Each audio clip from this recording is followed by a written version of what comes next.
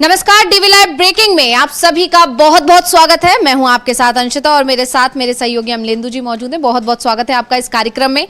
तो जैसे कि अमित शाह ने एक ऐलान किया और ऐलान ये था कि वक्फ संशोधन बिल इस सत्र में पेश किया जाएगा और जैसे ही उन्होंने ऐलान किया इस पर चर्चा गर्मा गई है। नीतीश कुमार, चिराग पासवान और चंद्रबाबू नायडू पर सभी की निगाहें टिकी हुई हैं और खासकर ये भी कह सकते हैं कि विपक्ष की तरफ से उन पर लगातार दबाव बनाया जा रहा है कि अब ये समय आ गया है कि वो अपना जो स्टैंड है वो क्लियर करें कि वो किसकी तरफ जाना चाहते हैं। क्या वो एनडीए के साथ रहकर मुसलमानों पर जो अत्याचार हो रहे हैं, मुस्लिमों के खिलाफ जो साजिश हो रही है, जैसे कि मोदी सरकार पर आरोप लगते हैं, बीजेपी पर आरोप लगते हैं, क्या वो उन सब का समर्थन करते हैं या फिर वो इसके खिलाफ हैं। यानी अब यहां पर एक तरह से सवाल तीनों बड़े सहयोगी दलों पर खड़ा हो गया और आप जानते ही हैं कि अभी जो सरकार है, मोदी सरकार जो सत्ता में है, केंद्र की सत्ता में, वो वैसा क्यों पर टिकी हुई सरकार है। तो इन सबके बीच में सभी की निगाहें, जैसे कि मैंने कहा, सहयोगियों पर टिकी हुई हैं और अब एक बड़ा सवाल खड़ा हो रहा है कि अगर सहयोगी साथ में रहते हैं तो उनके जो मुस्लिम कोर वोटर हैं क्या वो उनके साथ बने रहेंगे,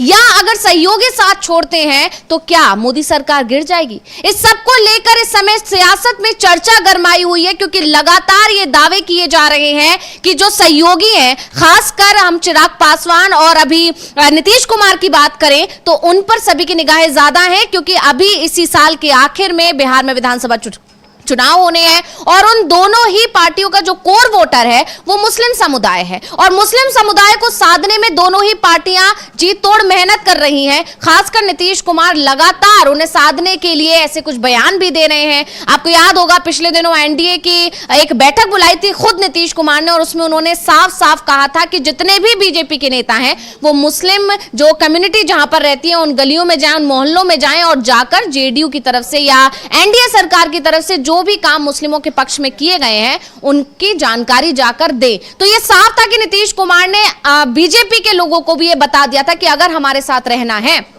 तो उनकी विचारधारा के साथ मिलकर चलना होगा, यानी नीतीश कुमार की माननी पड़ेगी। तो ऐसे में अब जब एक बार फिर वक्फ संशोधन बिल को लेकर चर्चा ने जोर पकड़ा, सभी ये जानने के उत्सुक थे कि आखिर इस पर सरकार का स्टैंड क्या रहने वाला है, क्योंकि ये साफ है कि इससे पहले भी जब इसको पेश किया जा रहा था इस बिल को, उसी दौरान जब किरण रिजिजू इस पर जवाब दे रहे थे, संसद में बात कर रहे थे, उस समय उनके पास एक चिट्ठी आती है और उसके बाद वो उसे जेपीसी के पास भेज देते हैं और उस दौरान ये खूब चर्चा रही थी इस बात की कि कहीं ना कहीं सहयोगियों ने अपने पैर पीछे खींच लिए और सहयोगियों के दबाव में ही इस बिल को जेपीसी के पास भेजना पड़ा है। इसके बाद एक बार फिर चर्चा थी कि क्या इस बार बिल पेश किया जाएगा, उसको लेकर अमित शाह ने अपना स्टैंड क्लियर कर दिया। हालांकि अमित शाह ने अचानक से ये स्टैंड क्यों क्लियर किया, क्यों ये ऐलान किया कि वक्फ संशोधन बिल तो पेश किया ही जाएगा इसी सत्र में, इस पर भी सवाल है कि आखिर वो क्या आरएसएस के दबाव में है या फिर वो कहीं ना कहीं अपने सहयोगियों को ये बताना चाहते हैं कि कहीं ना कहीं वो अपने सहयोगियों पर दबाव डालना चाहते हैं। इस पर भी चर्चा करेंगे, लेकिन सबसे पहले हम अमलेंदु जी अभी आपके पास आना चाहेंगे कि क्या कुछ अपडेट है इसको लेकर कि क्यों ऐसे दावे किए जा रहे हैं कि जयंत चौधरी, नीतीश कुमार, चंद्रबाबू नायडू और चिराग पासवान ने अल्टीमेटम दे दिया है बीजेपी को। हाँ, देखिए, अब अल्टीमेटम दिया है कि नहीं दिया ये तो पता नहीं कि नहीं दिया है कि नहीं दिया है, लेकिन जो एक तरीके से कहा जाए कि जो संजय सिंह हैं, जो इसके सांसद हैं आपके, तो उन्होंने जो है एक बड़ा बयान दिया है। और बड़ा बयान क्या दिया, कल उनकी प्रेस कॉन्फ्रेंस हुई लखनऊ में और लगभग 20-22 मिनट की प्रेस कॉन्फ्रेंस हुई, इसमें वो जमकर उन्होंने बातें रखी हैं और उन्होंने कहा कि वो जेपीसी के सदस्य रहे हैं, इसलिए वो दावे के साथ इस बात को कह रहे हैं कि अगर ये सरकार वक्फ बिल लेकर आएगी तो मोदी सरकार गिर जाएगी। चूंकि वो जेपीसी के सदस्य रहे इसलिए इस बात को दावे के साथ कह रहे हैं और चंद्रबाबू नायडू, नीतीश कुमार, चिराग पासवान और जयंत चौधरी सरकार गिरा देंगे। चूंकि इनको लग रहा है कि अगर वक्फ बिल लाया तो इनकी जमीन जो है वो खिसक जाएगी, इसलिए ये लोग सरकार को गिरा देंगे, इसलिए ये सरकार वक्फ बिल लेकर नहीं आएगी, ये सिर्फ बातें करती रहेगी। तो ये संजय सिंह ने कहा है। तो हम पहले संजय सिंह को सुन लेते हैं, उन्होंने प्रेस कॉन्फ्रेंस के दौरान क्या कुछ कहा है और क्यों वो उनके इस तरह के दावे कर रहे हैं, पहले सुनेंगे फिर उस पर चर्चा करेंगे। अभी वक्फ बिल की चर्चा हो रही है, बीजेपी ने कहा हम वक्फ बिल लेके आएंगे। मैं आप लोगों के सामने कहना चाहता हूं, मैं जेपीसी का मेंबर था वक्फ बिल में, मैं आपके सामने कहना चाहता हूं अगर बीजेपी वक्फ बिल लाएगी तो मोदी जी की सरकार गिर जाएगी। अगर बीजेपी वक्फ बिल लेके आएगी तो मोदी सरकार गिर जाएगी, क्योंकि चंद्रबाबू नायडू ने, नीतीश कुमार ने, चिराग पासवान ने, जयंत चौधरी जी ने, सब ने मिलके अल्टीमेटम दे दिया है। और क्यों दिया है? क्योंकि इनकी जमीन अपनी खिसकने लगी है। इनको लगने लगा है कि हमारा जनाधार खिसक जाएगा। वो चाहे नायडू जी हो, चाहे नीतीश जी हो, चाहे चिराग जी हो, चाहे जयंत जी हो, इनको सबको लगने लगा है कि हमारा तो मामला गड़बड़ हो जाएगा। इसलिए ये वक्फ बिल अगर मोदी सरकार लेके आई तो मोदी की सरकार गिर जाएगी, उनसे ये सारे लोग समर्थन वापस लेंगे, ये मैं कहना चाहता हूं। और वक्फ बिल के जो प्रावधान हैं उसकी मोटी मोटी बात आपके सामने रखना चाहता हूं। तो अभी हम संजय सिंह को सुन रहे थे और संजय सिंह ने सीधे तौर पर यह साफ कह दिया है कि अगर वक्फ संशोधन बिल मोदी सरकार लेकर आएगी तो उनके सहयोगी उनका साथ छोड़ देंगे और उसका असर ये होगा कि सरकार गिर जाएगी। अब इस तरह के दावे क्यों किए जा रहे हैं? आप सभी जानते हैं कि इस बार जो है बीजेपी के पास अकेले के दम पे बहुमत नहीं है और उसे इन सहयोगियों की जरूरत है, खासकर चंद्रबाबू नायडू। और अगर नीतीश कुमार ने अपना जो बीजेपी का साथ छोड़ दिया तो सरकार तुरंत गिर जाएगी, क्योंकि कहीं ना कहीं इस बार यही दावे किए जा रहे हैं। शुरुआत से कहा जा रहा है कि बैसाखियों पर टिकी हुई सरकार है, इसीलिए ये तीनों ही बेहद जरूरी हैं। और अभी सबसे ज्यादा निगाहें चिराग पासवान और नीतीश कुमार पर टिकी हुई है, क्योंकि इस साल के आखिर में चुनाव है बिहार में और बिहार में अच्छा खासा परसेंटेज है मुस्लिम समुदाय के वोटर्स का। और ये दोनों ही जो राजनीतिक दल हैं इनका कोर वोटर मुस्लिम समुदाय है। अब यहां बड़ी बात यह है, गौर करने वाली बात यह है कि संजय सिंह का यह बयान आया है कल। उन्होंने एक प्रेस कॉन्फ्रेंस के दौरान यह दावा किया जिसमें उन्होंने 4 पार्टियों का नाम लिया, 4 लोगों का नाम लिया, चंद्रबाबू नायडू का नाम लिया, नीतीश कुमार का नाम लिया, चिराग पासवान का लिया, जयंत चौधरी का लिया। और सबसे बड़ी बात जो यहां गौर करने वाली है वो ये कि चारों में से किसी ने भी अभी तक आगे आकर संजय सिंह के बयान का खंडन नहीं किया है, इस पर कोई भी प्रतिक्रिया नहीं दी है, कोई आपत्ति नहीं जताई है। तो कहीं ना कहीं ये दावे किए जा रहे हैं अमलेंदु जी की उनकी जो खामोशी है, क्या उनकी सहमति है? क्या कहना चाहेंगे? हाँ बिल्कुल अंशिता, आपने एकदम सही सवाल किया कि संजय सिंह ने जो कहा, संजय सिंह के बयान के जवाब में ना तो जयंत चौधरी कुछ बोले हैं, ना चिराग पासवान कुछ बोले हैं, ना नीतीश कुमार बोले हैं, ना उनकी पार्टी का कोई व्यक्ति कुछ बोला है, ना चंद्रबाबू नायडू कुछ बोले हैं, ना उनकी पार्टी का कोई व्यक्ति बोला है। किसी ने भी ये नहीं कहा कि अगर ये सरकार बिल लेकर आएगी तो हम उस बिल का समर्थन जो है खुलकर करेंगे। और चूंकि संजय सिंह दावे के साथ कह रहे हैं कि अगर ये लेकर आएंगे तो यही लोग सरकार गिरा देंगे, इसका मतलब और अभी तक कुछ ना आना ये साफ संकेत दे रहा है कि अंदर अंदर कुछ ना कुछ गड़बड़ बहुत ज़्यादा चल रहा है। हो सकता है कि शायद बीजेपी सरकार खुद चाहती हो कि मध्यावधि चुनाव हो जाए और वक्फ बिल को मुद्दा बनाकर ही वो चुनाव में चली जाए और बिहार चुनाव के साथ साथ लोकसभा का चुनाव भी हो जाए। ये भी इसके पीछे एक रणनीति हो सकती है। तो हो सकता है इसके पीछे काम चल रहा हो कुछ और संजय सिंह को इसका आभास हो, क्योंकि संजय सिंह बहुत दावे के साथ अपनी बात कह रहे हैं। ये हमारा कहना नहीं है सरकार गिर जाएगी कि नहीं गिर जाएगी, ये कहना संजय सिंह का है। और संजय सिंह के कहने के जवाब में बीजेपी का भी कोई वक्तव्य नहीं आया अंशिता। कहीं ना कहीं बीजेपी भी जानती है कि कुछ गड़बड़ है। इसका मतलब अमित शाह की तरफ से भी कुछ नहीं आया है, बीजेपी के किसी और नेता की तरफ से भी कुछ नहीं आया है। तमाम लोगों ने और बातों पर तो प्रतिक्रियाएं दी हैं, लेकिन संजय सिंह के इस दावे पर कि अगर वक्फ बिल लेकर आती है ये सरकार तो ये सरकार गिर जाएगी और चंद्रबाबू नायडू, नीतीश कुमार, जयंत चौधरी और चिराग पासवान ये सरकार गिरा देंगे, इस पर इन चारों लोगों का भी कोई वक्तव्य नहीं आया है।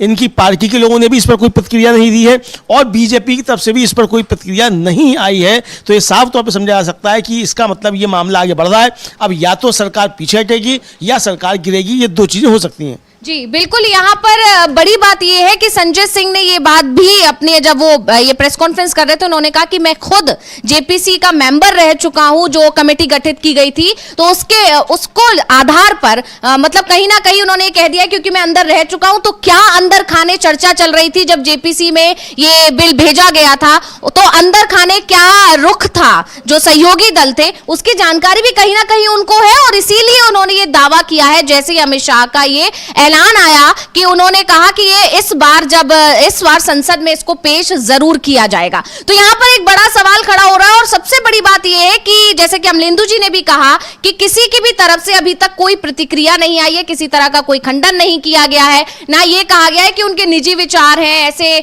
बातें करके वो सिर्फ चर्चा में बने रहना चाहते हैं या सिर्फ राजनीति कर रहे हैं वगैरह वगैरह। इस तरह की कोई भी प्रतिक्रिया अभी तक किसी भी राजनीतिक दल की तरफ से नहीं आई है, जिनके भी नाम संजय सिंह ने अपनी प्रेस कॉन्फ्रेंस में लिए हैं। इसके अलावा ये जो दावे किए जा रहे हैं इन पर मोहर इसलिए भी ज्यादा लग जाती है कि लगातार देखा जा रहा है कि नीतीश कुमार हो या चिराग पासवान हो या दूसरे जितने भी सहयोगी दल हैं जो कहीं ना कहीं विचारधारा के आधार पर बीजेपी से बिल्कुल अलग हैं। हाँ, सत्ता के चलते वो साथ में है, लेकिन अगर हम चंद्रबाबू नायडू की बात करें या फिर हम बात करें नीतीश कुमार की या बात करें जयंत चौधरी की, चिराग पासवान की, सभी की विचारधारा पार्टी विचारधारा से मेल नहीं खाती है बीजेपी से। और इसको लेकर कॉन्फ्लिक्ट्स भी देखने को मिले हैं, बयान आते रहे हैं, चिराग पासवान का बयान हो या फिर चंद्रबाबू नायडू हो या इनके जो एक्शंस हैं, इसको लेकर लगातार ये दावे होते रहे हैं कि कहीं ना कहीं पार्टी पर यानी बीजेपी पर ये दबाव बनाने की कोशिश करते हैं। और इन सब के बीच में अभी लगातार ये भी देखा जा रहा है कि चिराग पासवान और नीतीश कुमार दोनों ही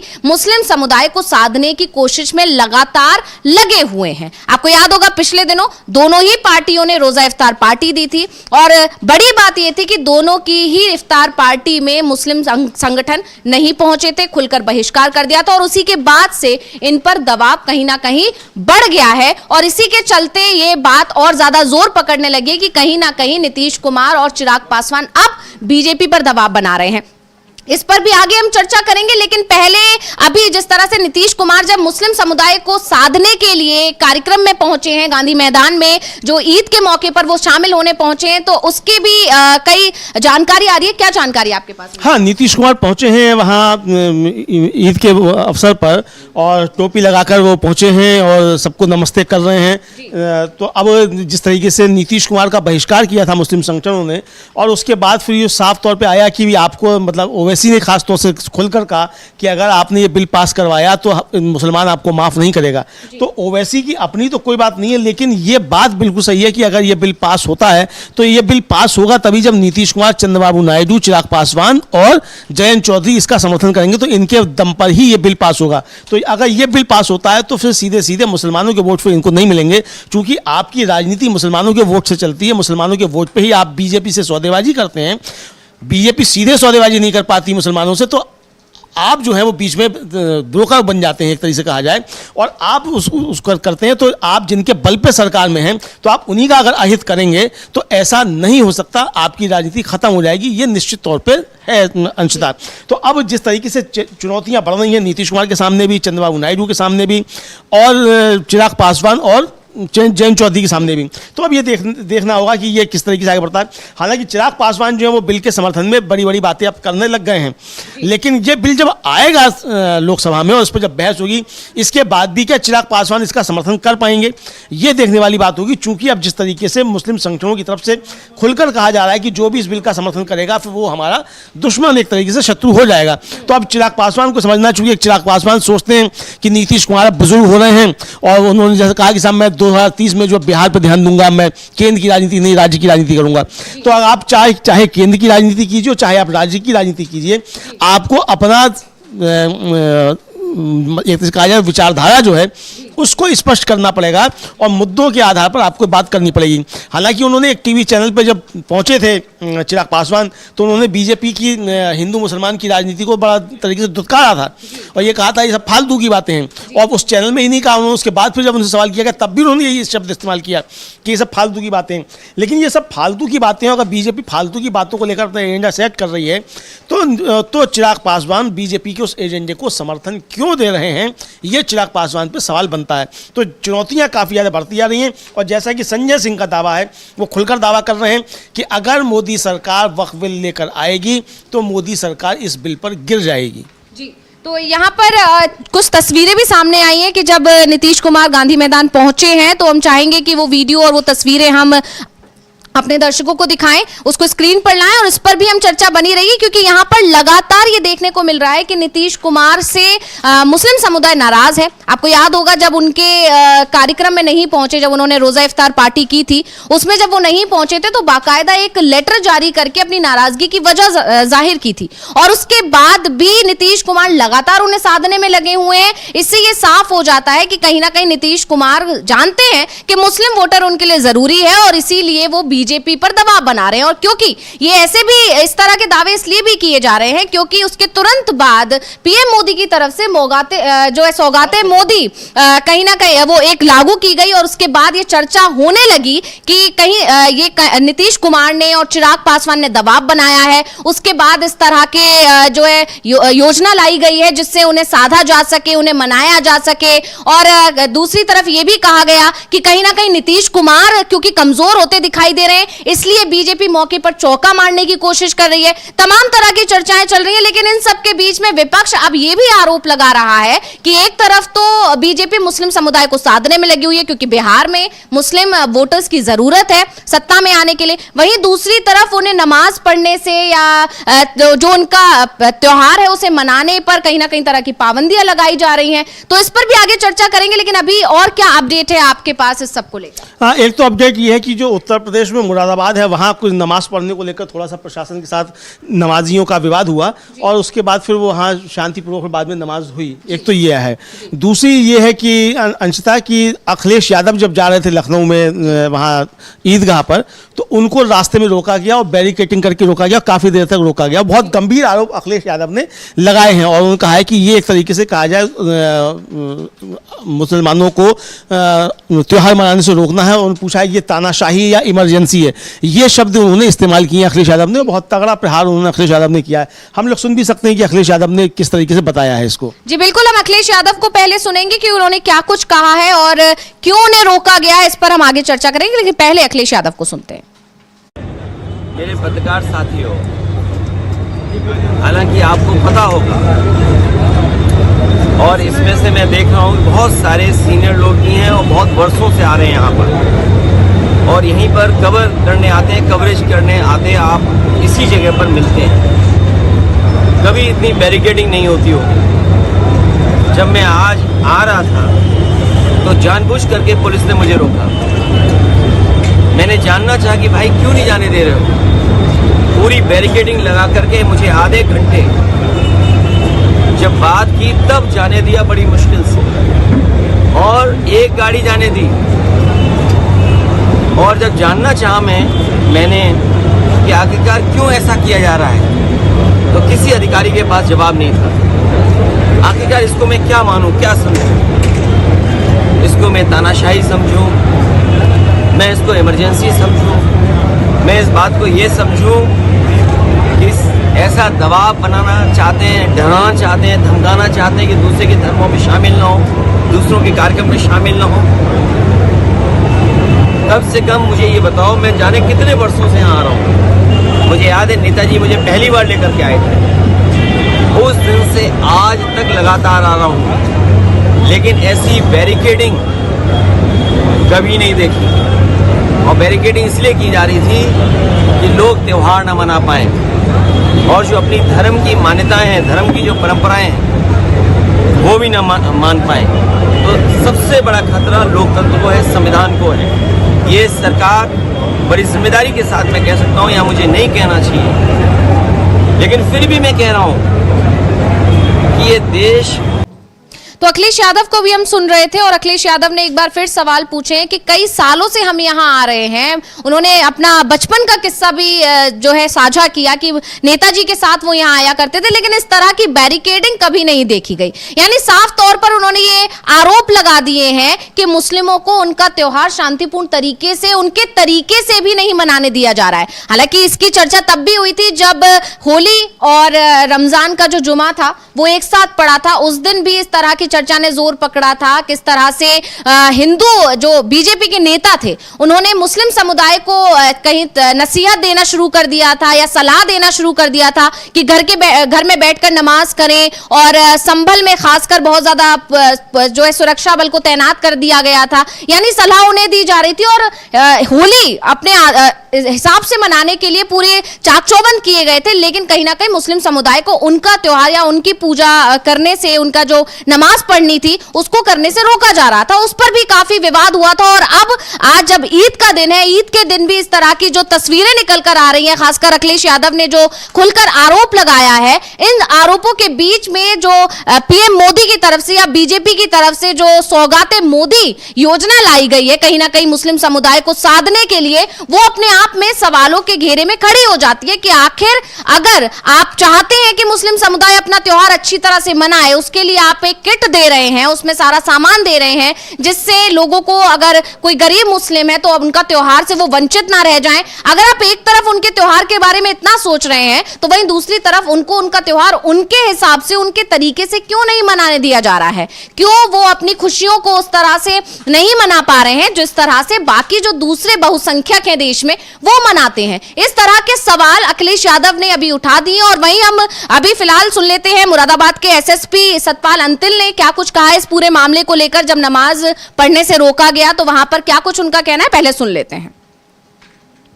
तो इस पर हम आगे और चर्चा करेंगे। अमलेंदु जी, बाकी क्या कुछ जानकारी है, क्यों मोदी सरकार घिरती जा रही है? और खासकर जो ये सौगाते मोदी लेकर आए जो मोदी सरकार, तो कहीं ना कहीं इसके लेकर जो सवाल उठ रहे हैं कि ये सिर्फ और सिर्फ चिराग पासवान और नीतीश कुमार के दबाव में लाई गई है, क्योंकि इस साल के आखिर में चुनाव है और नीतीश कुमार और चिराग पासवान ने अल्टीमेटम दे दिया है। यही नहीं, चर्चा इस बात की भी चल रही है कि नीतीश कुमार अब तेजस्वी यादव से नजदीकी बढ़ा रहे हैं। आपको याद होगा जब उन्होंने इफ्तार पार्टी रखी थी, रोजा इफ्तार पार्टी, उस दौरान उन्होंने तेजस्वी यादव को न्योता भी दिया था। कहीं ना कहीं ये संकेत दिए थे कि अगर बीजेपी अब उनके हिसाब से नहीं चलेगी या मुस्लिम समुदाय नाराज होगा तो वो महागठबंधन के साथ हाथ मिला सकते हैं। वहीं चिराग पासवान का अभी जो ताजा बयान आया है, जिसमें एक समाचार चैनल को उन्होंने खुलकर बोला है कि ये सब से हम सहमत नहीं है, जिस तरह की जो ये राजनीति होती है धर्म के आधार पर। क्या कुछ कहना चाहेंगे? नहीं, देखिए, चिराग पासवान का जो कहना है वो ठीक है, धर्म के आधार पर राजनीति के आप साथ में नहीं है,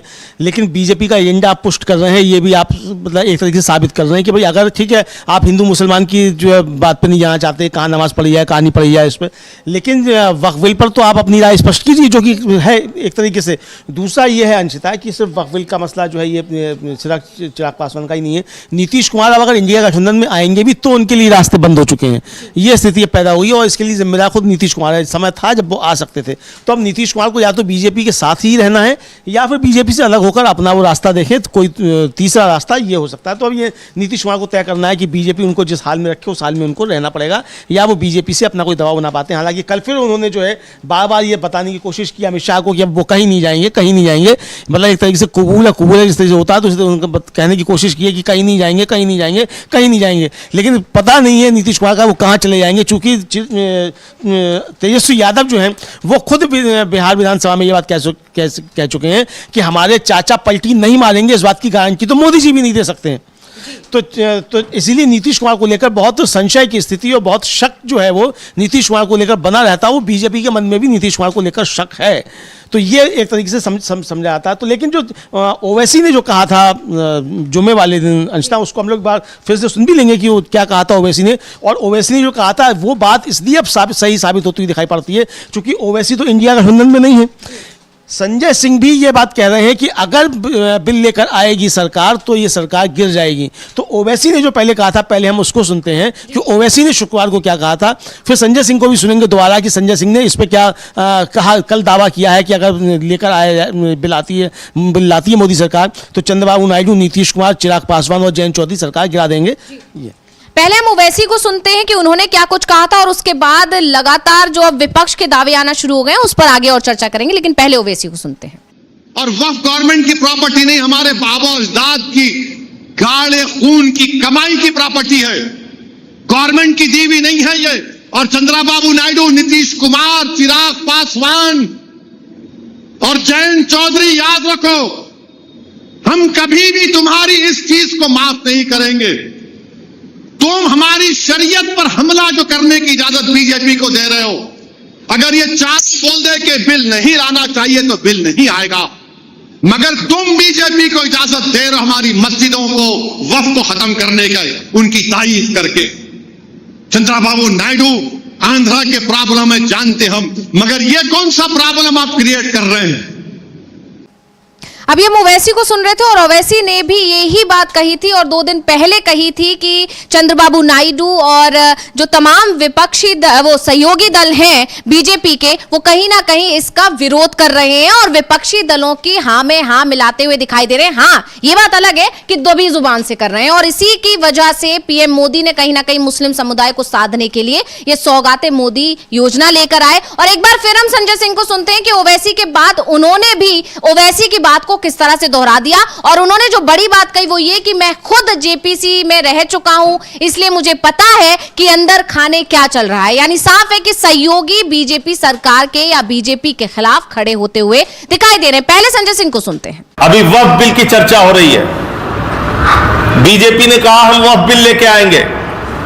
मैं आप लोगों के सामने कहना चाहता हूं, मैं जेपीसी का मेंबर था वक्फ बिल में। मैं आपके सामने कहना चाहता हूं, अगर बीजेपी वक्फ बिल लाएगी तो मोदी जी की सरकार गिर जाएगी। अगर बीजेपी वक्फ बिल लेके आएगी तो मोदी सरकार गिर जाएगी, क्योंकि चंद्रबाबू नायडू ने, नीतीश कुमार ने, चिराग पासवान ने, जयंत चौधरी जी ने, सब ने मिलके अल्टीमेटम दे दिया है। और क्यों दिया है? क्योंकि इनकी जमीन अपनी खिसकने लगी है। इनको लगने लगा है कि हमारा जनाधार खिसक जाएगा। वो चाहे नायडू जी हो, चाहे नीतीश जी हो, चाहे चिराग जी हो, चाहे जयंत जी हो, इनको सबको लगने लगा है कि हमारा तो मामला गड़बड़ हो जाएगा। इसलिए ये वक्फ बिल अगर मोदी सरकार लेके आई तो मोदी की सरकार गिर जाएगी। उनसे ये सारे लोग समर्थन वापस लेंगे, ये मैं कहना चाहता हूं। और वक्फ बिल के जो प्रावधान हैं उसकी मोटी मोटी बात आपके सामने रखना चाहता हूं। बार बार सच्चर कमेटी का जिक्र होता। तो बिल्कुल अभी हम संजय सिंह को सुन रहे थे, उससे पहले हमने ओवैसी के बयान को सुना कि उन्होंने जो बात कही वही बात अब संजय सिंह भी दोहरा रहे हैं और वही बात देखने को भी मिल रही है, क्योंकि जिस तरह से अभी तक ये तमाम सहयोगी शांत बने हुए लगातार बयान आने के बाद विपक्षी दलों की तरफ से, पहले ओवैसी ने ये बयान दिया, उस पर भी कोई प्रतिक्रिया नहीं आई चंद्रबाबू नायडू या नीतीश कुमार या दूसरे तमाम सहयोगी दलों की। वहीं दूसरी तरफ अब जब संजय सिंह ने वही बात दोहराई है तब भी इस तरह पर, इस बयान पर कोई प्रतिक्रिया नहीं आ रही है। तो ये खामोशी जो बनी हुई है इन जो सहयोगी दलों की और खासकर बीजेपी की भी, यानी बीजेपी के किसी भी नेता की तरफ से, बड़े दिग्गज नेता तो छोड़िए, किसी छोटे नेता की तरफ से भी इस पर कोई प्रतिक्रिया नहीं आ रही है। ये नहीं कहा जा रहा है कि इससे विपक्षी दलों का एजेंडा है कि किस तरह से माहौल को बिगाड़ा जाए या एनडीए में फूट दिखाकर कैसे अपनी राजनीति चमकाई जाए। इस तरह के कोई भी बयान नहीं आ रहे हैं और ये खामोशी कहीं ना कहीं इशारा कर रही है कि अंदर खाने बहुत कुछ चल रहा है। एनडीए के अंदर बगावत देखने को मिल रही है और इसके सबसे बड़ी वजह है मुस्लिम समुदायों का छिटकना, क्योंकि मुस्लिम वोटर ही कोर वोटर है इन तमाम राजनीतिक दलों का, चाहे वो चंद्रबाबू नायडू हो, चाहे वो जयंत चौधरी हो, या फिर नीतीश कुमार हो, या फिर चिराग पासवान हो। और अब इन सब के बीच में ये लगातार सौगाते मोदी पर भी सवाल उठने लगे हैं, जिसको लेकर भी संजय सिंह ने अब हमला बोला है। तो पहले हम संजय सिंह को सुनते हैं कि सौगाते मोदी पर उन्होंने किस तरह से हमला बोला है, उसके बाद इस पर हम चर्चा भी करेंगे। लेकिन पहले आपके पास आना चाहूंगी अमलेंदु जी कि नीतीश कुमार और चंद्रबाबू नायडू या जो चिराग पासवान है किस तरह से दबाव बना रहे हो, क्या इनके दबाव का असर होगा? क्योंकि अमित शाह अभी बिहार भी पहुंचे तो कई चीजें ऐसी देखने को मिली कि अमित शाह इस बार दबाव में नजर आए। हाँ, देखिए, अमित शाह इस बार दबाव में नजर आए और अमित शाह ने वहाँ जो बातें कही हैं वो एक तरीके से लालू प्रसाद यादव पे ही हमला बोला और नीतीश कुमार की सरकार ने क्या किया ये कुछ नहीं बताया। और इसको लेकर राष्ट्रीय जनता दल जो है उसने बहुत तगड़ा टॉन्ट कसा है, कहा है कि लालू प्रसाद यादव जो हैं वो अमित शाह की जुबान पर चढ़कर बोल रहे हैं। 19 मिनट के भाषण में 18 बार उन्होंने लालू प्रसाद यादव को याद किया। तो ये तो खैर वो है, लेकिन जो दबाव की बात आपने अंशता कही, वो दबाव साफ तौर पर देखा जा सकता है कि चंद्रबाबू नायडू को कहना पड़ा कि हमारी सरकार ने वक्फ की संपत्तियों की रक्षा की और हम आगे भी करेंगे। ये साफ तौर पर चंद्रबाबू नायडू ने कह दिया है। चंद्रबाबू नायडू के ये कहने के बाद आज नीतीश कुमार जब पहुंचे हैं वहाँ ईद के कार्यक्रम में और फिर वो टोपी पहनी है उन्होंने, वहाँ जिस तरीके से वो जाकर बैठे हैं अपनी शुभकामनाएं दी हैं, तो उसको लेकर अब बहुत सारी बातें होने लगी हैं। चूँकि नीतीश कुमार की और चिराग पासवान की इफ्तार पार्टी का all India Muslim personal law board और जमीयत उलेमा हिंद ने उसका बहिष्कार किया था और उसको लेकर बहुत ज़्यादा विचलित जो थे वो नजर आए थे चिराग पासवान भी। और चिराग पासवान ने तो उस पर बहुत कुछ बातें कही थी कि हमको ऐसा कहा जा रहा है, हमारे पिता ने ऐसा किया था, वैसा किया था, वो तमाम बातें चिराग पासवान ने कही थी। तो ये साफ समझ में आने लगा है कि दबाव बढ़ता जा रहा है, चूंकि कोई भी ये बर्दाश्त नहीं करेगा कि आप बीजेपी को ये अनुमति दें कि वो संपत्तियां जो है मुसलमानों की छीने, मंदिरों की, मस्जिदों की और मदरसों की और कब्रिस्तानों की। लेकिन अंशिता, जो आज संजय सिंह ने भी कल अपनी प्रेस कॉन्फ्रेंस जो बात कही वो उन्होंने भी ये कहा कि ये आज लेकर आ रहे हैं वक्फ के लिए, कल को ये मंदिरों की संपत्तियां छीनेंगे और फिर चर्च की और गुरुद्वारों की भी संपत्तियां छीनेंगे। ये इनका ये एजेंडा है। सॉरी, माफ कीजिए। तो हम लोग भी यही बात पहले शुरू से कहते हैं कि ये वक्फ तो बहाना है, असली निशाना मंदिर हैं, मंदिरों की संपत्तियां असली निशाना है इस सरकार के निशाने पे, बीजेपी के निशाने पर। तो बहर अभी आगे आने वाले समय में तय होगा। लेकिन जो जिस तरीके से इस पर दबाव बढ़ रहा है और सौगाते मोदी को लेकर जो कहा संजय सिंह ने, वो भी काफी ज्यादा महत्वपूर्ण है कि एक तरफ आप नमाज पढ़ने से रोक रहे हैं, उधर सौगाते मोदी आप कर रहे हैं। बिल्कुल, पहले हम संजय सिंह को सुनेंगे, उन्होंने क्या कहा है, कैसे हमला बोला है, इस पर आगे चर्चा होगी। फिर सर, ईद पर सौगातें मोदी बांटी जा रही है मुसलमानों। देखिए, ये भारतीय जनता पार्टी का दोहरा चरित्र है।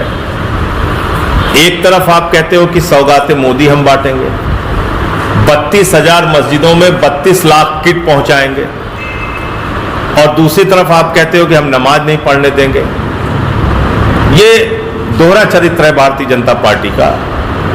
आज आरएसएस वाले इफ्तार कर रहे हैं, चंद्रबाबू नायडू इफ्तार कर रहे हैं, देवेंद्र फडणवीस इफ्तार कर रहे हैं, अजीत पवार इफ्तार कर रहे हैं, नीतीश कुमार, चिराग पासवान सब इफ्तार कर रहे हैं। तो एक तरफ आरएसएस, बीजेपी और एनडीए और हमारी दिल्ली की सीएम रेखा गुप्ता वो हज कमेटी के इफ्तार पार्टी में गई। तो एक तरफ ये सारे लोग इफ्तार पार्टियों का आयोजन कर रहे हैं, आरएसएस, बीजेपी और एनडीए के नेता, और दूसरी तरफ क्या कर रहे हैं? दूसरी तरफ कह रहे हैं हम नमाज नहीं पढ़ने देंगे। भाई आप मुझे बताइए, इस देश में सभी धर्म के मानने वाले लोगों के लिए, जो लोग हिंदू धर्म को मानते हैं वो अपनी शोभा यात्राएं निकालते हैं, कांवड़ यात्राएं निकालते हैं, जो लोग सिख धर्म को मानते हैं वो प्रकाश पर्व पे अपना जुलूस निकालते हैं। उसके लिए प्रशासन एक अपनी सुरक्षा और सहमति, अनुमति देता है। तो आप अनावश्यक क्यों हर त्योहार के पहले विवाद खड़ा करेंगे? उत्तर प्रदेश की तो हालत ये हो गई है, होली है तो विवाद, दिवाली है तो विवाद, रामनवमी है तो विवाद, कांवड़ है तो विवाद, ईद है तो विवाद। आपने इसको विवादों का प्रदेश बना दिया है। कोई काम नहीं आपके पास, दिन रात ड्रामा। हम लोग दिन रात खाली इसी चीज में उलझे रहे हैं। ना रोजगार पे बात होती है, ना किसानी पे बात होती है, ना महंगाई पे बात होती है, ना किसी चीज पे बात होती है, खाली यही फालतू की बातें। इन्हीं चीजों में आपने प्रदेश को उलझा के रखा है।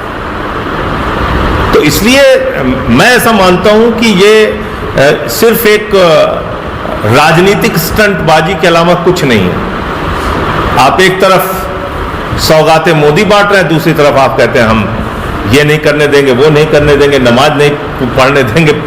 तो ये ठीक नहीं है, मुझे लगता है। एक स्पष्ट राय आप रखिए। देखिए, इस देश को आगे बढ़ाना है तो 144 करोड़ लोगों को आप साथ लेके बढ़ा सकते हैं। शरीर तो अभी संजय सिंह को हम सुन रहे थे, वो साफ साफ यही बात दोहरा रहे हैं, लगातार वो एक ही बात दोहरा रहे थे कि एक तरफ मोदी सरकार सौगातें मोदी बांट रही है, दूसरी तरफ मुस्लिम समुदाय को उनका त्योहार उनके मुताबिक, उनके हिसाब से नहीं मनाने दे रही। कभी कहती है नमाज नहीं पढ़ने देंगे, कभी कहती है ये नहीं करने देंगे, वो नहीं करने देंगे। तमाम जो है उन पर पाबंदियां लगाई गई हैं और इसी को लेकर संजय सिंह ने जो मोदी सरकार की तरफ से सौगातें मोदी जो बांटी जा रही है किट, उसे पूरी तरह एक ढकोसला बता दिया है, दिखावा बता दिया है और इससे ज्यादा ये कुछ नहीं है। सिर्फ मुस्लिम समुदाय को पागल बनाने के लिए ये सौगात शुरू की गई है और कहीं ना कहीं इसकी वजह ये है कि उनके जो सहयोगी दल हैं वो मोदी सरकार पर, बीजेपी पर ये दबाव बना रहे हैं। वहीं दूसरी तरफ जो नमाज नहीं पढ़ने देने को लेकर जो बवाल मचा हुआ है, विवाद मचा हुआ है, उसको लेकर अभी एक एसएसपी की बाइट हम पहले सुनेंगे कि उन्होंने क्या कुछ कहा है, इसके बाद इस पर चर्चा भी करेंगे। जनपद भर में समस्त स्थानों पे ईद की नमाज अदा की गई है और शांतिपूर्ण माहौल में नमाज अदा की गई है। इस संबंध में लगातार पिछले 10 दिन से सभी धर्मगुरुओं के साथ और सभी मौजूद नागरिकों के साथ सबके साथ संवाद स्थापित किया गया था और कोशिश की गई थी कि लोकल स्तर पे ही सारी की सारी व्यवस्थाएं हों। सबने पूरा सहयोग किया और आज पुलिस की, मजिस्ट्रेट की, सिविल डिफेंस की काफ़ी ड्यूटी लगी थी और सबने काफ़ी मेहनत की और सभी बधाई की भी पात्र हैं। कुछ थोड़ा हाइडिसेशन भी दिखाई दिया कुछ लोगों का इश्यू था कि उनको बेसिकली नमाज अदा होने के बाद उनको ईदगाह में ही नमाज पढ़नी थी। वो इमाम साहब के साथ वार्ता की गई और उनके द्वारा शांतिपूर्ण ढंग से नमाज अदा की गई है। सर, अब माहौल कैसा है? माहौल शांत? बिल्कुल बढ़िया है माहौल। ठीक। तो अभी हम सुन रहे थे मुरादाबाद के एसएसपी को कि किस तरह से वहां पर माहौल को शांत रखने के लिए इस तरह के आदेश दिए गए हैं। लेकिन इसके उलट अखिलेश यादव का भी हमने बयान सुना। अभी संजय सिंह ने भी इस पर ही सवाल उठाए कि आखिर नमाज क्यों नहीं पढ़ने दी जा रही है। और अखिलेश यादव ने तो साफ तौर पर कहा कि जो माहौल अब यूपी में देखने को मिल रहा है, ऐसा माहौल उन्होंने पहले कभी भी नहीं देखा था। जिस तरह से बैरिकेडिंग्स लगाई गई हैं, ऐसा कभी भी देखने को नहीं मिला था। वो बहुत बचपन से देख रहे हैं यूपी में। नेताजी के साथ भी वो आते रहे हैं इसी जगह पर जहां वो आज पहुंचे थे। लेकिन जो तस्वीर आज की है, ऐसी तस्वीर पहले कभी नहीं देखने को मिली थी। और योगी सरकार हो या फिर बीजेपी शासित दूसरे राज्यों की अगर हम बात करें तो वहां अक्सर ही इस तरह की खबरें आती रहती हैं कि मुस्लिम समुदाय को कहीं ना कहीं साधने की कोशिश की जा रही है और योगी सरकार पर इस तरह के आरोप ज्यादा लगते हैं। लेकिन राजस्थान से एक बहुत ही खूबसूरत तस्वीर सामने आई है अमलेंदु जी। किस तरह से वहां पर मुस्लिम समुदाय जब अपनी ईद का त्योहार मना रहा है तो हिंदू समुदाय के लोगों ने उसका समर्थन किया है। किस तरह से उनके त्योहार में और चार चांद लगाए हैं, इसकी एक बहुत ही खूबसूरत तस्वीर नजर आ रही है। यानी एक तरह से ये भी कहा जा सकता है, अब विपक्ष इस पर ये कह रहा है कि जो बीजेपी कोशिश कर रही है उसकी कोशिशों पर पानी फिरता दिखाई दे रहा है। हाँ बिल्कुल अंशिता, जो जिस तरीके से बीजेपी का सांप्रदायिक ध्रुवीकरण का एजेंडा है उसको जनता ही जो है वो खारिज करती नजर आती है। और ये हिंदू मुस्लिम एकता समिति के बैनर तले जो है, जो जयपुर का ईदगाह है दिल्ली रोड स्थित, उस पर जो है ये हिंदुओं ने पुष्प वर्षा की है। और यहाँ ये बताना बहुत महत्वपूर्ण है कि यहीं से एक विधायक जो है बीजेपी के जो क्या कौन से आचार्य बताए जाते हैं, वो जगह जगह दुकानें बंद कराते घूमते हैं। ये उसी जयपुर की तस्वीरें हैं। तो ये समझना चाहिए भारतीय जनता पार्टी को कि आपका समाज को बांटने का एजेंडा नहीं चल सकता, क्योंकि जो बहुसंख्यक वर्ग है वो इसको तैयार नहीं है कि इसके आधार पर बांटा जाए। लोगों की अपनी समस्याएं हैं, उन समस्याओं की जहां तक अंशतः बात की जाए वो समस्याएं काफ़ी ज़्यादा महत्वपूर्ण हैं और उन समस्याओं पर भारतीय जनता पार्टी बात नहीं करती है। और इन समस्याओं का मसला ये है कि आज सोनिया गांधी ने, जो कि कांग्रेस की संसदीय दल की नेता हैं, उन्होंने आज एक लेख लिखा है और एक लेख लिखकर उन्होंने जो भारतीय जनता पार्टी यानी मोदी सरकार के 3 सी जो हैं उनके ऊपर बहुत तगड़ा हमला बोला है। उन्होंने कहा है कि ये 3 सी जो है मोदी सरकार के, ये भारत की शिक्षा व्यवस्था को चौपट कर रहे हैं। वो 3 सी जो है अंशतः वो है कॉमर्शलाइजेशन, कम्युनलाइजेशन और सेंट्रलाइजेशन। यानी शिक्षा का व्यापारीकरण, शिक्षा का केंद्रीकरण और शिक्षा का व्यवसायीकरण। ये 3 सी जो हैं ये भारत की शिक्षा व्यवस्था का एक तरह से कहा जाए वो सत्यानाश कर रहे हैं, ये सोनिया गांधी का कहना है। जी बिल्कुल, लगातार सोनिया गांधी जब भी कोई बात कहती हैं तो उसकी चर्चा हर तरफ होती है। और एक बार फिर उन्होंने जब लेटर, ये जो पत्र लिखा है, उस पत्र में उन्होंने इन 3 सी का जो जिक्र किया है, इसकी चर्चा अब हर तरफ हो रही है। क्योंकि ये वाकई में जो 3 सी का उन्होंने बात की, ये बेहद गंभीर बात उन्होंने की है। और ये वाकई में 3 जो सी है, ये उन्होंने जिस तरह से आरोप लगाए हैं कि ये सत्यानाश कर रहे हैं। और बड़ी बात ये है कि शिक्षा के मुद्दे को उन्होंने उठाया है। और ये साफ है अमलेंदु जी कि अगर शिक्षा के आधार पर अगर जो हमारा युवा है वो कमजोर होगा या शिक्षा व्यवस्था सही नहीं होगी देश की, तो देश तरक्की नहीं करेगा। और हम विकास की बात कर रहे हैं, आगे बढ़ने की बात कर रहे हैं, मजबूत अर्थव्यवस्था की बात कर रहे हैं। इस सब के लिए कहीं ना कहीं शिक्षा का स्तर भी मजबूत होना बेहद जरूरी है, क्योंकि भविष्य इससे खराब हो रहा है अमलेंदु जी। हाँ बिल्कुल, भविष्य खराब हो रहा है। और जो सोनिया गांधी ने अपना लेख लिखा है, सोनिया गांधी ने कहा है कि ये जो हाई प्रोफाइल जो राष्ट्रीय शिक्षा नीति है, इसकी शुरुआत जो है इसने एक ऐसी सरकार की वास्तविकता को छिपा दिया है जो भारत के बच्चों और युवाओं की शिक्षा के प्रति बेहद उदासीन है। और उन्होंने लिखा है कि एक दशक में केंद्र सरकार के ट्रैक रिकॉर्ड ने स्पष्ट रूप से प्रदर्शित किया है कि शिक्षा में वह केवल 3 मुख्य एजेंडे मर्दों के सफल कार्यान्वयन से चिंतित हैं। और केंद्र सरकार के पास सत्ता का केंद्रीकरण, शिक्षा में निवेश का व्यावसायीकरण और निजी क्षेत्र की आउटसोर्सिंग और पाठ्य पुस्तकों और पाठ्यक्रम और संस्थानों का सांप्रदायिकरण। और जो उन्होंने जो 3 सी में है उनमें पहला सी जो उन्होंने बताया उन्होंने लिखा है कि निर्लज्ज केंद्रीयकरण। ये सब हेड के साथ उनका लेख है और उनका जो कहना है ये कहना है कि पिछले 11 वर्षों में सरकार के कामकाज की पहचान अनियंत्रित केंद्रीकरण की रही है, लेकिन इससे सबसे ज़्यादा नुकसानदायक परिणाम शिक्षा के क्षेत्र में देखने को मिले हैं। केंद्र और राज्य सरकारों ने शिक्षा मंत्रियों से मिलकर बना केंद्रीय शिक्षा सलाहकार बोर्ड सितंबर 2019 से नहीं बुलाया गया, ये उनका सोनिया गांधी का आरोप है इस लेख में। और NEP 2020 के जरिए शिक्षा में आमूलचूल परिवर्तन को अपनाने और लागू करने के दौरान भी केंद्र सरकार ने इन नीतियों के कार्यान्वयन पर एक बार भी राज्य सरकारों से परामर्श करना उचित नहीं समझा। यह सरकार के इस दृढ़ संकल्प का प्रमाण है कि वे अपनी आवाज़ के अलावा किसी और की आवाज़ नहीं सुनती, यहाँ तक कि उस शिक्षा पर भी जो भारतीय संविधान की समवर्ती सूची में।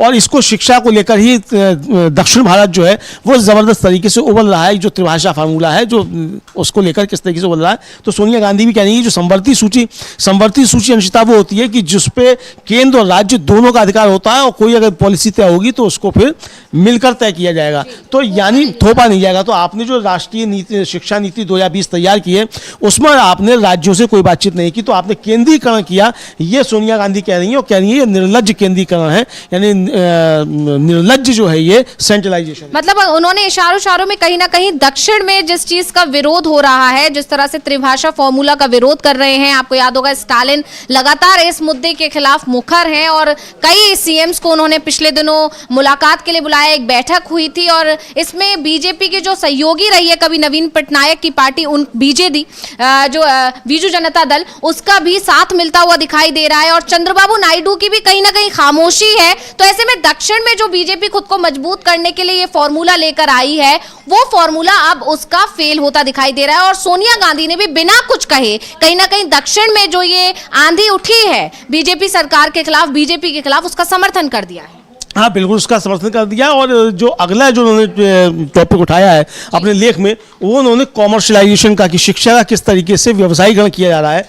गरीब की पहुंच से शिक्षा दूर होती चली जा रही है और शिक्षा सिर्फ अमीरों के जो है उसमें केंद्रित होती जा रही है। मोदी सरकार की नीति है और जो नई राष्ट्रीय शिक्षा नीति मोदी सरकार लेकर आई है उसमें भी ये शिक्षा का व्यवसायीकरण कर रही है, यानी गरीबों की पहुंच से शिक्षा दूर होती जाएगी। ये साफ तौर पर उन्होंने अपने लेख में अंशतः लिखा है। और उन्होंने लिखा है कि प्राथमिक स्कूल के लिए एक संवैधानिक गारंटी के रूप में राइट टू एजुकेशन ने सभी भारतीय बच्चों के लिए प्राथमिक स्कूल तक पहुंच सुनिश्चित करने के लिए प्रमुख सुरक्षा उपाय प्रदान किए।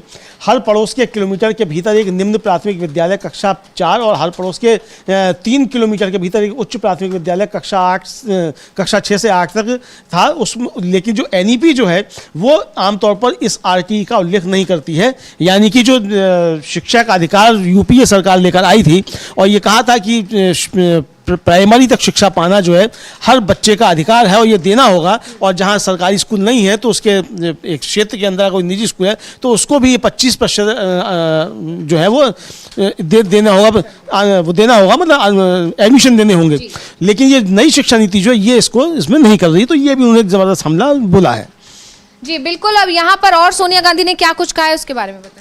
हाँ, ये एक तीसरा मसला जो है जिस पे हम लोग लगातार चर्चा करते हैं कि किस तरीके से सरकार का एजेंडा और भारतीय जनता पार्टी का एजेंडा समाज के भीतर सांप्रदायिक ध्रुवीकरण करना है और धर्म और जाति के आधार पर वैमनस्य पैदा करना है, उसको लेकर भी सोनिया गांधी ने अपने इस लेख में हमला बोला है। और जो तीसरा उनका जो मुख्य मुद्दा है वो उनका कहना है कि यहाँ जो है कम्युनलाइजेशन हो रहा है, यानी शिक्षा का सांप्रदायिकरण हो रहा है। जिस तरीके से पाठ्यक्रम बदले जा रहे हैं, महात्मा गांधी की जान लेने का जो पाठ था वो हटाया गया, मुगलों का वो वहाँ से हटाया जा रहा है, हाँ लगातार बदलाव किया है। तो इस तरह की चीज़ों को लेकर उन्होंने हमला बोला और उनका कहना है कि केंद्र सरकार का तीसरा जोर सांप्रदायिकरण पर है, जो राष्ट्रीय स्वयंसेवक संघ भारतीय जनता पार्टी की दीर्घकालिक वैचारिक परियोजना की पूर्ति है, जिसमें शिक्षा प्रणाली के माध्यम से नफरत फैलाने और उसे बढ़ावा देने की बात कही गई है। ये उनका कहना। उन्होंने कहा है कि हमारे विश्वविद्यालयों में हमने देखा है कि शासन अनुकूल विचारधारा वाले पृष्ठभूमि के प्रोफेसरों को बड़े पैमाने पर नियुक्त किया गया है, भले ही उनके शिक्षण और छात्रवृत्ति की गुणवत्ता हास्यास्पद रूप से खराब क्यों चुनाव। और आपको याद होगा कि अभी जो छात्रों का एक प्रदर्शन हुआ था जंतर मंतर पर, इंडिया गठबंधन से जुड़े हुए छात्र संघियों का, राहुल गांधी भी वहां पहुंचे थे। उन्होंने कहा था कि पूरी शिक्षा व्यवस्था आरएसएस के कब्जे में जा चुकी है, अगर ये कामयाब हो गए शिक्षा व्यवस्था पर पूरी तरीके से कब्जा करने में, तो फिर शिक्षा आपकी पहुंच से दूर हो जाएगी, शिक्षा आपको मिलेगी ही नहीं। तो ये बात सोनिया गांधी ने भी अपने आलेख में लिखी है। लेकिन सोनिया गांधी के इस लेख पर भारतीय जनता पार्टी की तरफ से अभी तो मैंने और किसी की प्रतिक्रिया नहीं देखी, लेकिन जो महाराष्ट्र के मुख्यमंत्री हैं देवेंद्र फडणवीस, उनकी प्रतिक्रिया जो है वो इस पर आई है। और उन्होंने एक तरह से कहा है कि सोनिया गांधी जो अभी समझ नहीं पाई हैं ये जो मैकाले की शिक्षा पद्धति है उसको बदलकर ये नई शिक्षा नीति जो है वो भारतीयकरण शिक्षा का कर रही है, ये उनका कहना है। तो हम सुन भी सकते हैं कि क्या कहा। बिल्कुल, हम पहले देवेंद्र फडणवीस को सुन लेते हैं, क्या कुछ कहा है उन्होंने, क्या प्रतिक्रिया आई, और उसके बाद इस पर चर्चा करेंगे। देवेंद्र फडणवीस लगातार अभी सुर्खियों में भी बने हुए हैं और ऐसे में अब उनका ये बयान और आ जाना, सोनिया गांधी के लेटर पर प्रतिक्रिया देना, अब ये भी बड़ी बात है कि देवेंद्र फडणवीस के बाद किन किन की प्रतिक्रिया आती है इस पर, क्योंकि बड़ा मुद्दा उठा दिया है सोनिया गांधी ने 3C के जरिए से। जिस तरह से शिक्षा को भी कहीं ना कहीं अब खराब किया जा रहा है, स्वास्थ्य व्यवस्था पर सवाल उठते ही थे मोदी सरकार के, अब शिक्षा व्यवस्था पर भी सवाल उठने लगे। तो पहले हम देवेंद्र फडणवीस को सुनेंगे, उसके बाद इस पर चर्चा करेंगे। ऐसा लगता है कि शिक्षा का भारतीयकरण हो रहा है। अंग्रेजों ने जिस शिक्षा का मैकॉलेकरण किया और हमारे देश को गुलाम बनाने के लिए मैकॉले का पत्र है कि जब तक यहाँ की शिक्षा पद्धति को हम बदलेंगे नहीं तब तक हम भारत पर राज नहीं कर सकते। इसका मतलब जो शिक्षा पद्धति उस समय आई थी वो भारतीयों को गुलाम बनाने के लिए आई थी। उस शिक्षा पद्धति में बदलाव करके अगर उसका भारतीयकरण हो रहा है तो इससे किसी को दुख होने का कारण नहीं है। कोई भी जो राष्ट्रभक्त व्यक्ति है वो यही कहेगा कि इसका भारतीयकरण होना चाहिए। मुझे ऐसा लगता है कि सोनिया जी ने इसकी पूरी जानकारी लेनी चाहिए और भारतीयकरण को पूर्ण रूप से सपोर्ट करना चाहिए।